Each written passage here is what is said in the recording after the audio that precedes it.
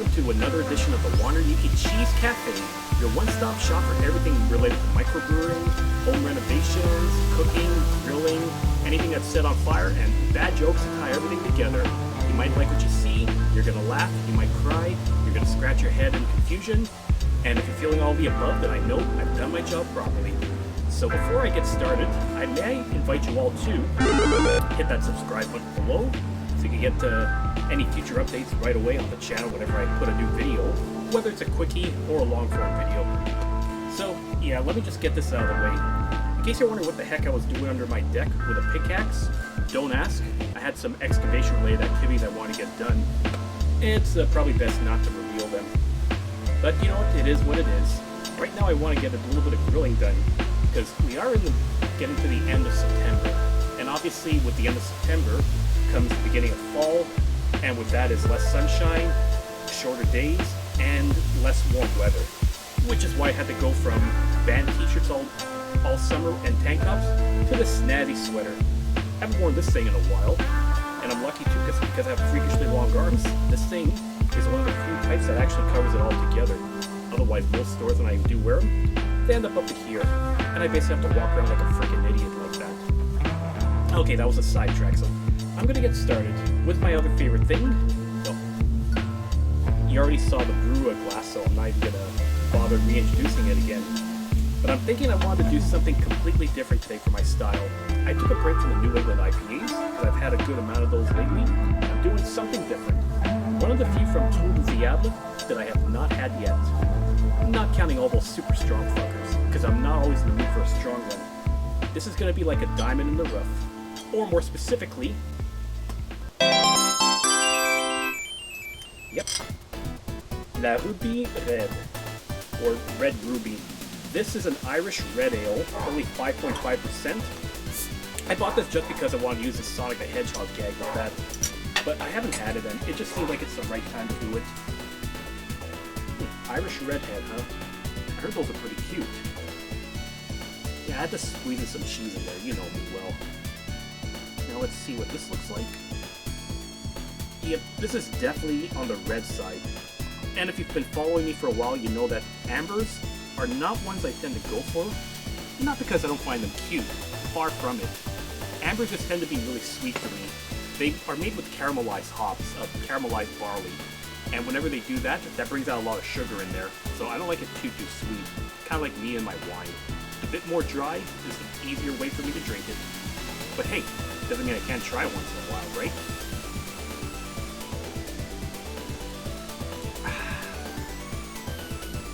Okay, semi-sweet, but not too sweet.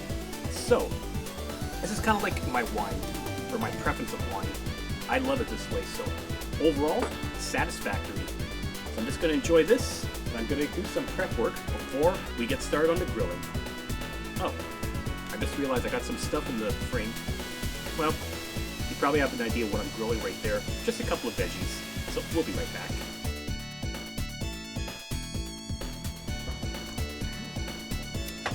Yeah, pretty delicious. So tasty, so mystical that I feel like drinking this, I'm getting the power of the Chaos Emeralds right inside me.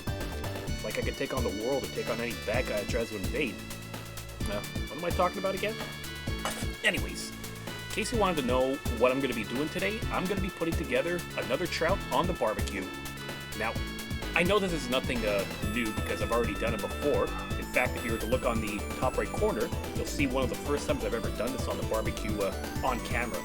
But I wanted to do this again because I was thinking, I've been following a lot of recipes I find online, but I kind of wanted to do a little improvisation for some stuff over here too. Like, I took a look around to see what do I have in my pantry or on my spice rack, and can I combine this together, and is this going to be tasty? And there's one key thing that I wanted to do with this. So let's get started. I'm going to get started with the basics. So first thing I'm going to do, obviously all your spice rubs you do are going to require some salt. So I'm doing 1/4 teaspoon of salt, and then your other is going to be pepper. Once again, any spice rub that you put together, you put these two there, you do have the essentials. So I'm going to give this 1/4 of a teaspoon as well, like slightly under it. And there we are. that's the main thing I wanted to do. But here's the other part that I wanted to put together. I've gathered a few other spices in my pantry to put all these together, because it's actually a question I've been trying to ask myself. Is this all combinable? And here's what I'm going to be doing. Parsley, sage, rosemary, and thyme. So yeah, if any of you are Simon and Garfunkel fans, you already know the song Scarborough Fair. And they always mention parsley, sage, rosemary, and thyme. And I remember those lyrics all the time when I was hearing it, but it just crossed my mind like, has anybody ever actually combined these ingredients together to see if they actually blend well too? I don't know, but I feel like I gotta figure it out here and then let you all know. For all we know, this could be an experiment that goes pretty bad, so worst case, you'll see a failure live on camera. Now, in terms of my proportions, I'm actually just making this up as I go along, so I'm hoping this is actually going to be good. I'm going to start off with 1 heaping quarter teaspoon of parsley, which kind of became a half teaspoon, because honestly, parsley in a lot of your cooking is just going to be like a decorative ingredient. It's not necessarily going to be one that's a lot of flavor. Then I'm going to be putting some sage, 1/4 teaspoon, like so. I can't believe I'm actually doing this. People probably think I'm a mad scientist, but cooking is kind of like a mad science when you really think about it, right? You put a bunch of stuff in, and then you find out, does this actually work? Rosemary smells pretty nice, so I think I'm gonna double up the amount and put somewhere like in the half teaspoon quantity. I think the last time I did this with rosemary was when I did my honey butter pork in a slow cooker, which is amazing again, in case you haven't made that. And yeah, I'm gonna put another link at the top right corner in case you want to do this yourself one day. Pretty basic, and you could do it with any cut of pork, honestly. Okay, this is my thyme. Thyme has such a very pungent smell. It's almost like I could smell thyme. Is that actually possible? Can you smell the space-time continuum? I don't know, and people are probably gonna think I'm nuts. Now, I got the dry rub portion on here too, so I'm gonna mix this all up and blend it together. Let's see how parsley, sage, rosemary, and thyme are gonna taste once it's all in the fish. Oh, wait a minute. A thought just occurred to me. So I'm using a mixture of 4 spices around here, but I'm also doing un trou de diable, the devil's hole, that beer that also does the 4 surfers de l'apocalypse, so the 4 surfers of the apocalypse, which may be based on the whole notion of the 4 horsemen of the apocalypse. You know, once they're going into Judgment Day and the whole planet and the whole world is doomed to eternity, you're either going to hell or you're going to heaven. You're going to hell or you're going to heaven. I got my directions mixed up. But what is the causes? Is it going to be the mixture of all these spices? So, do all these herbs represent the 4 horsemen of the apocalypse here? Really? Simon and Garfunkel singing about the apocalypse happening at Scarborough Fair? People, keep away from Scarborough Fair. Do not go there, I swear. You're going to regret it. But maybe it's not an apocalypse-related joke. Maybe you gather all 4 of these, go to Scarborough Fair, and you'll get the power of the gods. Almost feels like a video game plot device, doesn't it? Really makes you think. Or really makes you think that I should be locked up in a padded cell with a straitjacket with no contact with the outside world. Your mileage may vary. So let's get back onto the subject here. Dry rub is all here, but I know there's a lot of stuff I want to put into this as well. Now, like I said, I'm improvising stuff, no problem. 1 clove of garlic, minced up, just like this, and I'm going to combine it in. There, that's in. Now, some kind of liquid to help bond it, no problem. Something super basic that everybody has in their pantry. Regular olive oil. Gonna do 1 tablespoon of it. And make sure you use a really good, high quality olive oil, not some of the fake olive oils I've heard about in the past.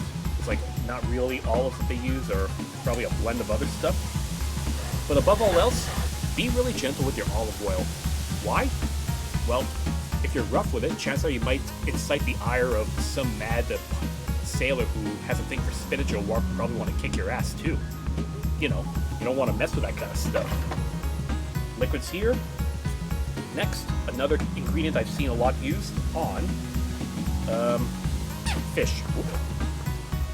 I was going to say it's lemon juice, but I'm almost out of it. I need something else. But no problem. There. Just in case you have an emergency, just pull out some lemon juice from your back pocket. Hey, don't look at me like that. Sometimes you gotta be prepared for any emergency. I've had to pull out potatoes from my back pocket before too. And I've had an onion on my belt before too, because, you know, it's the style of the time. See? I know what I'm talking about, people. And I'm also pretty hilarious too. And now, salt, pepper, parsley, sage, rosemary, and thyme are all in here, so I'm just gonna blend this all together. Yeah, it's definitely kind of a thick side here. You know what? I'm gonna... let's just get rid of this.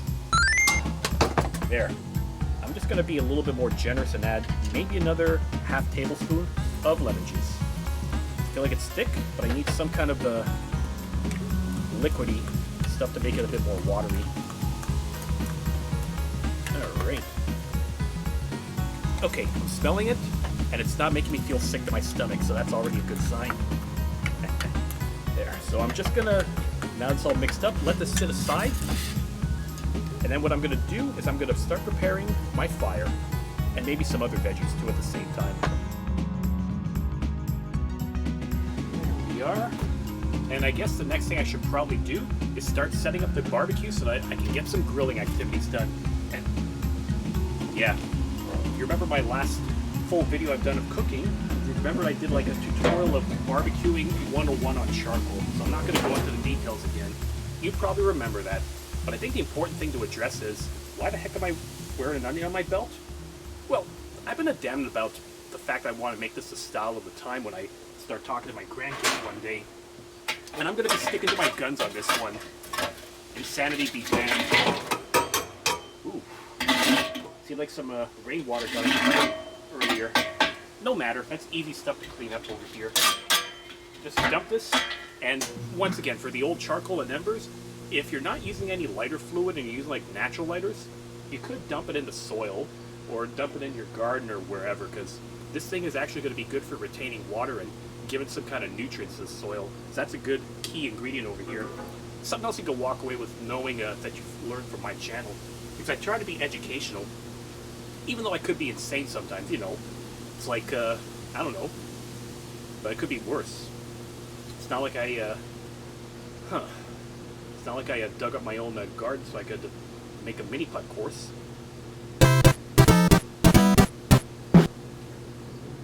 Oh, yeah, I forgot I actually did do that. Well, at least I didn't make a bad joke about being old McDonald drinking whiskey. What's this again, McDonald? McDonald's, yeah. McDonald whiskey. Old McDonald may not have had a farm, but he has an amazing whiskey. Oh, Jesus. Oh, boy. Yeah, I did make that joke. Well, how much further down could I go? I don't know. Maybe the fact that I shoved a beer can up a chicken's butt? Thank you. Like a virgin, hey, touched for the very first time. It probably takes a twisted sense of humor to put a Madonna song while doing that. No matter. So, I'm just gonna clean this stuff up and get my bearings straight.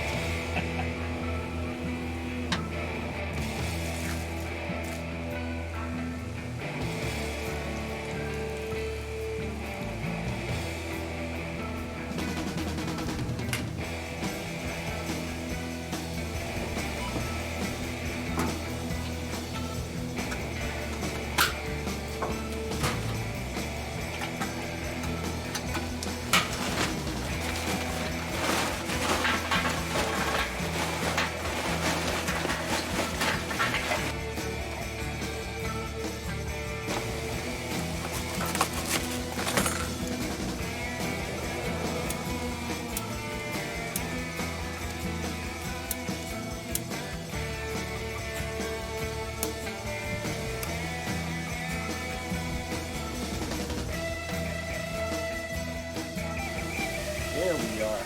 Fire's going pretty well here again. these energy capsules I use, I actually don't mind them now because I've had my technique that I learned a while back, is that use some kindling wood, spread them out, and then that will let it to burn properly on the charcoal as well.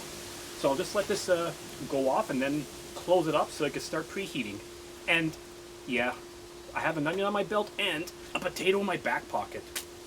I used my other trick before, which was pre-cooking it in the microwave so that it doesn't take as long to grill when I put it onto the barbecue. The only problem is that if you put it in your back pocket in an emergency, you do get a hot ass after that. Now, on the other hand though, having a hot ass isn't such a bad thing. I mean, who's gonna object to that? Unless you're a prude. But then again, if you're a prude, what the hell are you doing watching my channel? So I'll just keep this aside. Once the thing is closed and it's going to be starting to preheat, I'll get my other veggies all set up to go. And then, of course, I'm going to get my fish marinated with my Scarborough Fair, let's just call it a Scarborough Fair seasoning then, just for, clarity.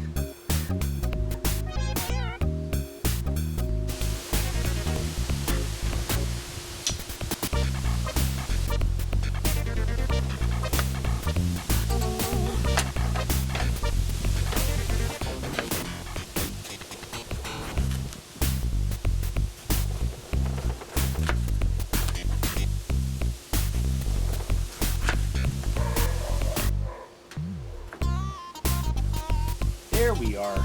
We're getting close to 350 degrees, which is the ideal temperature for a lot of what I'm going to be cooking.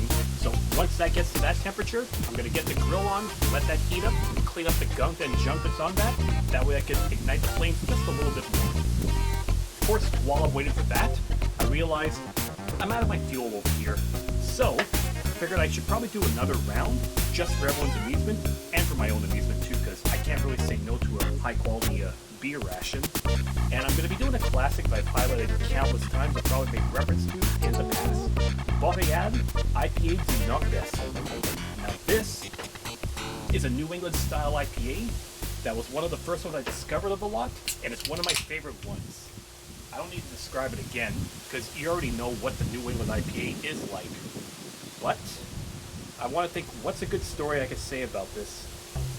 Well, if I'm with my buddies over here, we notice that the bear is the logo of the Boreal brewer. So obviously when we're talking about this one, like the top of the line of the Boreals, we refer to this as bear juice. Like really high quality bear juice. And how would you get your bear juice? And I might be recycling some cheese over here, but I'm sure it is pretty amusing over here. Obviously this thing is from Quebec, or you could probably go anywhere else in Canada that has a lot of mountains and forests. I was just going through the mountains of Saskatchewan. You might get your best luck with hunting down a bear over there. And then you're going to lure it with some hops. Just take a look. Clearly, if you're going to be trying to fish for a bear, you're going to need some hops to lure it. Assuming that you go fishing for bears, because I don't think you can get a fishing rod that's strong enough to hold that in. If you really want to fish for bears, bro, you got to go to John Deere and maybe rent a crane to do that shit. And then once you do that, figure out your own way to juice the bear. Make sure that you get the fresh stuff, not the concentrated stuff. Concentrated, it's a bit diluted. It's basically taking it, dehydrating it, adding water, and then, you're probably not getting the same quality stuff.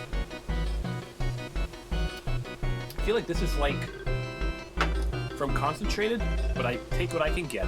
There's no way I'm going to be going hunting for bears. I'm too old for that shit. I got more important things in my life. And now that I did that ramble, I'm at 400 degrees. Time to get the grill on.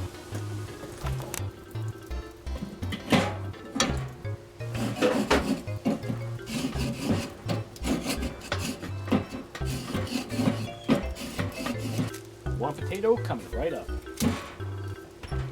Then I'm gonna cook this for half an hour. Alright. Eggplant is looking pretty well. I'm not gonna go through the steps of that because I do this enough, but it's gonna be tasty as usual. My biggest experiment, or at least my new thing I'm gonna be doing, is a couple of bell peppers. I got one of these diversity packs that you can get in the store pretty easily. So you got the green, the orange, the red, the yellow, everything around there. The green one is a bit bitter, so not everyone's probably gonna like it. The other peppers are pretty sweet, so those are probably easiest to eat. this is something that one of my buddies had put together in the past. Mainly just taking these whole bell peppers, throwing it on the grill, letting it sit for a little while, and then serving it. And the beauty of this is that once it's all served, you can probably eat the whole pepper yourself, and then you're gonna be fine. So once I get all this stuff cleared out, I'll put this on, and then we'll see how it looks. And of course, we're not gonna forget about our fish.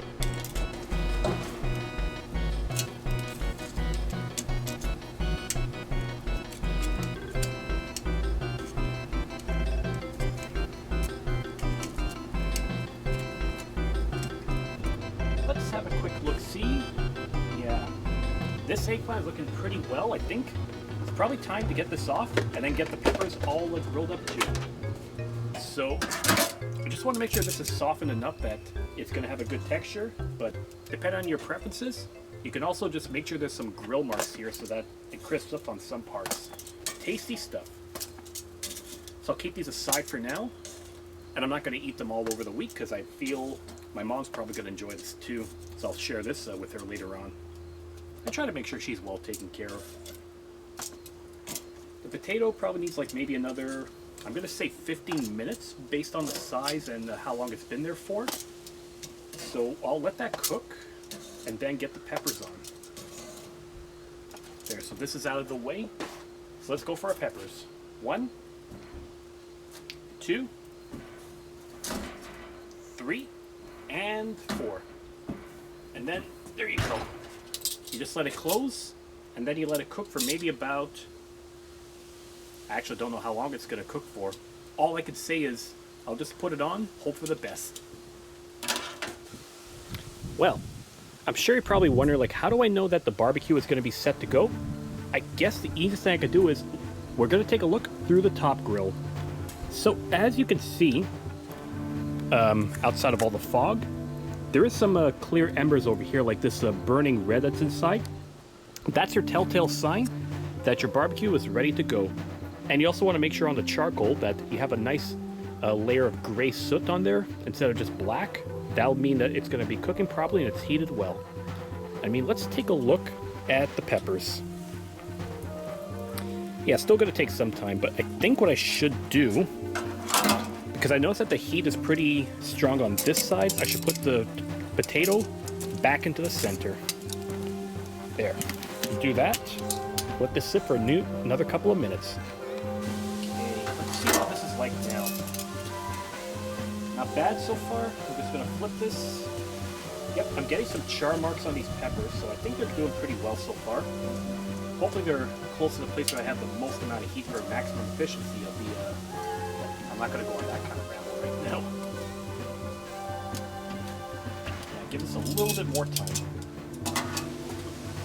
Peppers are charring really well, but I feel like I gotta get a little bit of oil added onto here too. That way I can maximize the charring factor on this stuff.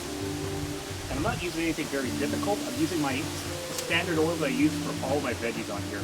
Avocado oil. It's supposed to be pretty healthy. It's a bit expensive, but hey, it's super tasty and gives like a sweet, tangy flavor on this stuff. Now this ought to get it all cooking pretty well. Okay, the orange pepper is looking good. Keep going with this, and eventually though, I'm probably going to need to make some room so that I can get my fish on here. Let's see. Yep. Kept dabbing this in some avocado oil, charring up pretty well, softening up. Ooh, I'm liking how burnt this one is. I think my yellow and my red pepper are going to need some work on this. Something about the red one that's not getting very soft, I find. I wonder what the deal of this. Maybe I should just do a little bit of a rotation, because I'm noticing that the heat over here is kind of strong, so maybe the red needs some maximum action on this side. This here, there we go. And then soon enough, I'm going to get my plant. And speaking of the plank, I'm doing my usual technique when it comes to cooking a piece of fish on the grill, is using one cedar plank. Now, in case you don't remember my last video, let me give you a bit of a recap. You need to soak a cedar plank in water for at least an hour before you throw it onto the barbecue. The reason being is simple enough. If you put a dry plank right on top of the grill, that thing is going to burn and it's going to set on fire over here. So what this does is when you soak up all the water, this actually makes it much harder for it to burn. So it gives it a bit of a shield so it's able to cook and heat up without exploding into a ball of flames. As cool and metal as that sounds, that's not what we're here to do today. So once again, use whatever you can. Some sinks are probably big enough you could put a plank in there and let it soak for at least an hour, sometimes longer than that. In my case, dollar store garbage can is going to get the job done. It ain't pretty, it probably is ghetto, but when you want to do some kind of cooking, you got to do what you got to do. So I'm going to soak this up a little bit, and then I'm going to throw it onto the grill so it preheats, and then I'm going to throw my fish on.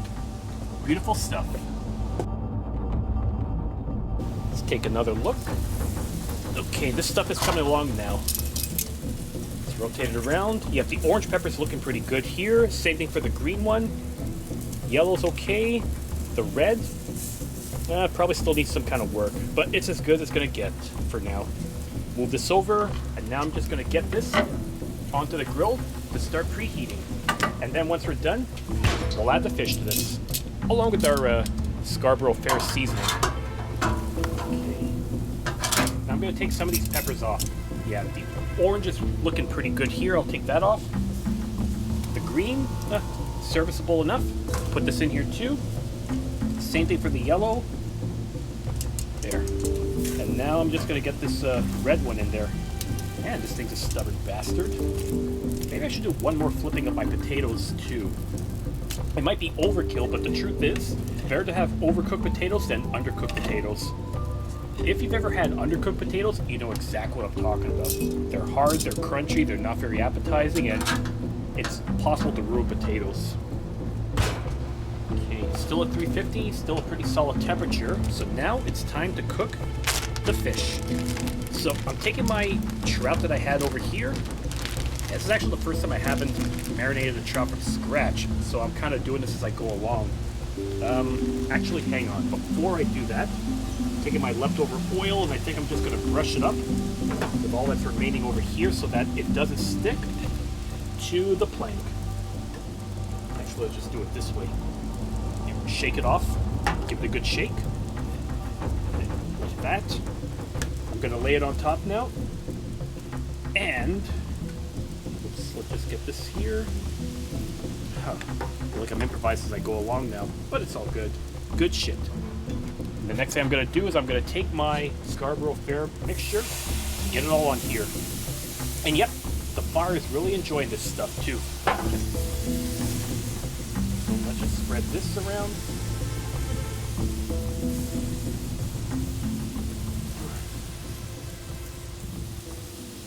That garlic is really going to give it a good flavor too, but it's also going to char it up like there's no tomorrow also. I'm digging it. Now, for the time you're going to need to cook this, you're probably looking at maybe around, I would say 15 minutes or so, maybe more, depending on how crisped up you want this thing to become. But the key thing to remember too is if you want this really to crisp up, keep it covered. That way, all the juices and the heat are going to stay on the fish. Much easier to cook when it's all covered up, because if you're doing it like this when it's open grill, it's going to take much longer. But when you close the grill like this, all the heat is going to be contained into here, kind of like when you're boiling something in a pot on the stove and you're keeping the heat inside. So I'll let this sit. I should probably wash my hands because I got fish gunk on me. Ugh. All right, let's have a look at this. Oh yeah. Very nice smell. So it looks like parsley, sage, rosemary, thyme have a nice scent, but it's especially the garlic that's hitting me. But that's a good thing because I'm Ukrainian. We're known to love garlic like there's no tomorrow to it. And the potato's looking pretty well too, I would say. So maybe I should give it like one more final flipping to make sure it's still cooked properly. The red pepper is finally to my liking, so I remove that. This, I'm probably going to need like maybe a good, I don't know, 13 minutes before this fish is all set to go. And then we'll chow down on some good stuff. Fish is still looking pretty good, and I feel like this potato has been beaten as much as a dead horse is needed to be beaten. So I'm just going to take this off and use my tongs, not thongs. I don't know a pair of thongs. I don't look sexy in thongs, honestly. I'm gonna use my tongs to move this over more to the center so that I have an even distribution of heat onto the salmon. And then this is gonna take maybe, I would say, another 5 minutes to get done. And then when we're right back, we're gonna do the final taste test to see if parsley, sage, rosemary, and thyme are a proper combination, or figure out if Simon and Garfunkel have been lying to us for decades and nobody ever thought to question them because they're famous. Let's hope it's not the latter, because, bro, we'd be pissed as fuck. And here we are. So, just to give you a bit of a recap, I did some whole bell peppers on the grill, my usual stolen baked potato, eggplant, but the big thing is, improvise to see if a Scarborough Fair seasoning mix is good on a trout. So let's figure this out.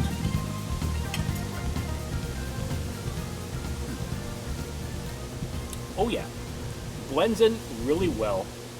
I mostly taste the garlic and the lemon juice in here because those are the overpowering ingredients, but the rest of the stuff has a really nice rub to it too. And yet this kind of looks a little bit weird because when I was trying to serve this onto my plate, it flipped up and then it went upside down, so now I have the skin facing on the top side instead, like a freaking idiot. No matter, it's still good stuff. This is like, yeah. What can I say? This is a super satisfying meal. So I'm gonna enjoy this. I'm gonna try out my bell pepper for the first time in a little while, and then just take it easy and enjoy what I can of the outdoors while it's still available to me. So thanks everyone for watching another edition of the Ukie Cheese Cafe. So if you like what you see, yeah, much better. I feel like I have to hit this thing like I'm Mario hitting a question block, hoping to find a mushroom so I can stomp on Goombas. Anyways, hit that subscribe button below like you see in the prompt below.